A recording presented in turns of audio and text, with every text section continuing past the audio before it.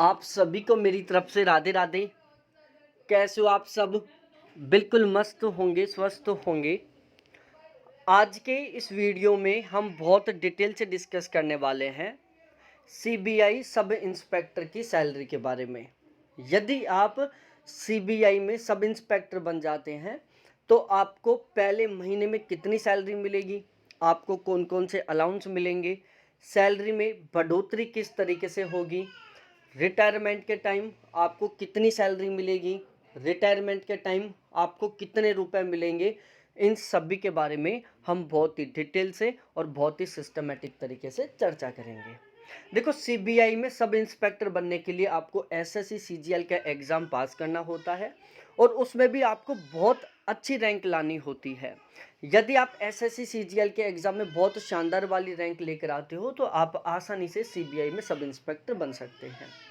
अब देखो, ये जो सब इंस्पेक्टर है सीबीआई का, ये सेंट्रल गवर्नमेंट के अंडर आने वाली एक पोस्ट है। तो यहाँ पर आपको जो भी अलाउंस मिलेगी या फिर जो भी सैलरी मिलेगी वो बिल्कुल सेंट्रल गवर्नमेंट के अकॉर्डिंग मिलेगी। तो सीबीआई में जो सब इंस्पेक्टर है वो एक 4600 ग्रेड पे की जॉब है जो कि लेवल 7 में आती है। बेसिक पे 44,900 रुपये से लेकर 1,42,400 रुपये तक रहता है और जो इनका पे बैंड है जिसको पे स्केल भी बोलते हैं, ये 9300 रुपये से लेकर 34,800 रुपये तक रहता है। ये बिल्कुल बेसिक जानकारी है।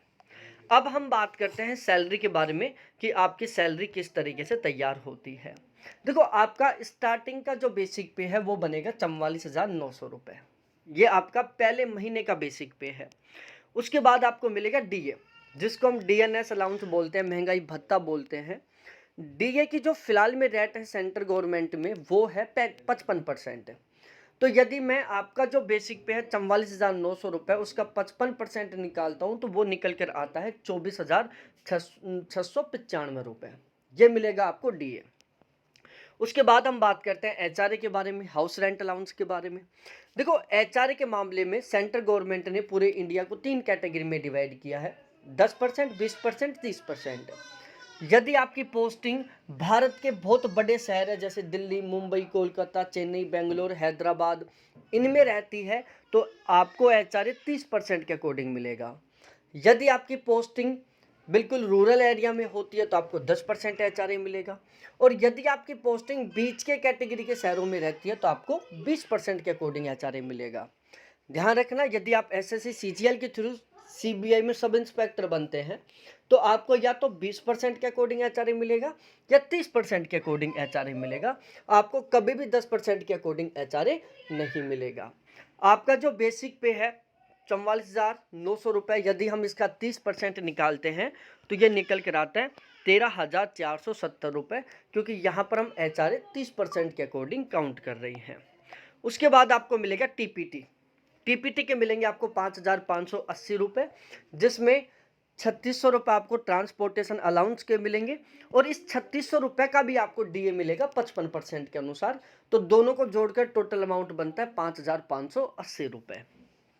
इसके अलावा एक और अलाउंस मिलेगा आपको एसएसए, स्पेशल सिक्योरिटी अलाउंस, और इसके मिलेंगे आपको 13,919 रुपये। ध्यान रखना, ये केवल सीबीआई में जो सब इंस्पेक्टर होता है उसको मिलता है। आप यदि इनकम टैक्स में या जीएसटी में इंस्पेक्टर बनते हैं तो आपको ये एसएसए अलाउंस नहीं मिलेगा। एसएसए अलाउंस केवल सीबीआई वाले कैंडिडेटों को मिलता है। और ये होता क्या है, तो जो एसएसए अलाउंस है ये बेसिक पे और डीए दोनों का 20% होता है। तो जब आप बेसिक पे और डीए दोनों को ऐड करके उसका 20% निकालोगे तो ये निकल कर आएगा 13,919 रुपये। तो ये बन गया आपका एसएसए, स्पेशल सिक्योरिटी अलाउंस।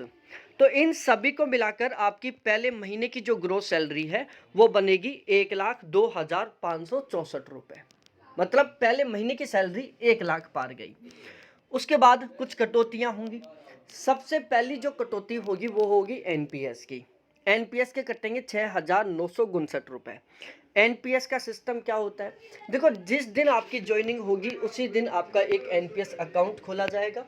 आपके बेसिक पे और डीए दोनों का 10% अमाउंट आपकी ग्रोस सैलरी में से काट कर आपके एनपीएस अकाउंट में ट्रांसफर कर दिया जाएगा। गवर्नमेंट अपनी खुद की तरफ से आपके बेसिक पे और डीए दोनों का लगभग 14% जितना अमाउंट अपनी खुद की तरफ से आपके एनपीएस अकाउंट में ट्रांसफर करेगी।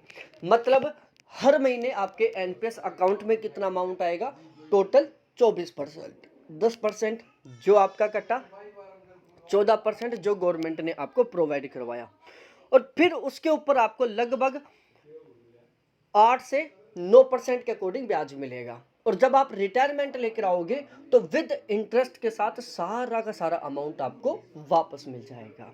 ठीक है, तो ये तो एक तरीके से आपकी फ्यूचर सेविंग हो रही है। CGEGIS के 60 रुपये कट रहे, इसमें आपका एक इंश्योरेंस होगा। CGHS के 650 रुपये कट रहे हैं। ये जो 650 रुपये महीने की जो कटौती हो रही है, इसमें आप, आपका हस्बैंड या वाइफ, आपके 2 बच्चे और आपके मम्मी पापा, इन सभी का बिल्कुल फ्री इलाज होगा। चाहे कितनी बड़ी बीमारी क्यों ना हो, आप किसी भी प्राइवेट हॉस्पिटल में बिल्कुल फ्री में इलाज करवा सकते हो। सारा का सारा खर्चा कौन उठाएगी, सेंट्रल गवर्नमेंट उठाएगी। और 120 रुपये का एक डिडक्शन होगा हिल एजुकेशन के नाम से। ये एक तरीके से डोनेशन है जो उन बच्चों के काम आएगा जो पहाड़ी क्षेत्रों के हैं, उनकी शिक्षा में। तो इस तरीके से टोटल कुल मिलाकर कटौती होती है 7,789 रुपए की। तो ये कटौती हो गई। तो नेट सैलरी कितनी बनेगी भाई, पहले महीने की ग्रोस सैलरी बनी है 1,02,564 रुपए, उसमें कटौती हुई है 7,789 रुपए की। तो कट पिट कर आपके अकाउंट में ट्रांसफर होंगे 94,775 रुपए। तो 94,775 रुपए ये आपकी पहले महीने की नेट सैलरी है जो आपके अकाउंट में ट्रांसफर होंगे। तो आप यदि इस अकॉर्डिंग पहली साल की सैलरी निकालोगे तो वो कितनी निकल कर आएगी, 11,33,700 रुपये। तो आपकी पहले महीने की सैलरी है 94,775 रुपये, पहली साल की सैलरी है 11,33,700 रुपये। अब सैलरी में कैसे बढ़ोतरी होगी, तो भाई आपका जो बेसिक पे है वो हर साल 3% बढ़ेगा। डीए साल में 2 बार बढ़ेगा, एक बार जनवरी में, दूसरी बार जुलाई में। एचआरए ये 2-3 साल में एक बार बढ़ेगा, ये डिपेंड करता है डीए के ऊपर। इसके अलावा आपका टीए बढ़ेगा, जो टीपीटी है ये भी बढ़ेगा, लेकिन ये डिपेंड करेगा किसके ऊपर, एक तो डीए के ऊपर, दूसरा एचआरए के ऊपर। ठीक है, इसके अलावा आपका जो एसएसए है, स्पेशल सिक्योरिटी अलाउंस है, ये भी बढ़ेगा, क्योंकि ये डिपेंड किसके ऊपर कर रहा है, बेसिक पे और डीए के ऊपर कर रहा है। जैसे आपका बेसिक पे डीए बढ़ेगा वैसे आपका ये स्पेशल सिक्योरिटी अलाउंस बढ़ जाएगा। ठीक है, इसके अलावा बढ़ोतरी किस तरीके से होगी सैलरी में, भाई 2026 में 8वां पे कमीशन आ रहा है, फिर 36 में 9वां पे कमीशन आएगा, फिर 46 में 10वां पे कमीशन आएगा। और जब भी एक नया पे कमीशन आएगा तो बेसिक पे जस्ट डबल हो जाएगा। जैसे फिलहाल में आपका जो बेसिक पे 44,900 रुपये, लेकिन जैसे 8वां पे कमीशन आएगा तो ये जो बेसिक पे लगभग 28,000 रुपये के आसपास हो जाएगा। ठीक है, तो ये एक बहुत खतरनाक वाली ग्रोथ होगी 8वां पे कमीशन आने पर। इसी तरीके से 90वें पे कमीशन में होगा, इसी तरीके से 10वें पे कमीशन में होगा। इसके अलावा सैलरी कैसे बढ़ेगी भाई, आपका जो पे लेवल है ये हर 10 साल बाद में चेंज होता है। जैसे आप 10 साल तक ड्यूटी कर लोगे, आपका पे लेवल 7 रहेगा, 10 साल के बाद आपका पे लेवल 8 हो जाएगा, फिर 10 साल के बाद आपका पे लेवल 9 हो जाएगा। मतलब हर 10 साल में क्या हो जाएगा, आपका पे लेवल का प्रमोशन हो जाएगा। ठीक है, तो जैसे आपका प्रमोशन होगा फिर आपकी सैलरी में बढ़ोतरी होगी। तो ओवरऑल आपकी सैलरी में बहुत खतरनाक वाली बढ़ोतरी होगी। रिटायरमेंट के टाइम आपकी जो सैलरी है ना, ये लगभग 5 से 6 लाख रुपए महीने का रहेगी। रिटायरमेंट के टाइम आप लगभग 3-3.5 करोड़ रुपए लेकर आएंगे। तो सारी चीज़ें आपको अच्छे तरीके से समझ में आ गई होंगी। वीडियो आपको बहुत अच्छा लगा होगा तो प्लीज़ वीडियो को लाइक करो, दोस्तों के साथ शेयर करो, चैनल को ज़रूर सब्सक्राइब करो। फिर मिलते हैं इसी तरीके से एक दूसरे बहुत ही बेहतरीन से वीडियो के साथ। आप चाहते हो कि मैं इसी तरीके से किसी दूसरे टॉपिक पर वीडियो बनाऊं तो आप मेरे को कमेंट सेक्शन में कमेंट करके बता सकते हैं। बाकी बहुत बहुत धन्यवाद आपको देखने के लिए। थैंक्स बाय मेरे प्यारे साथियों।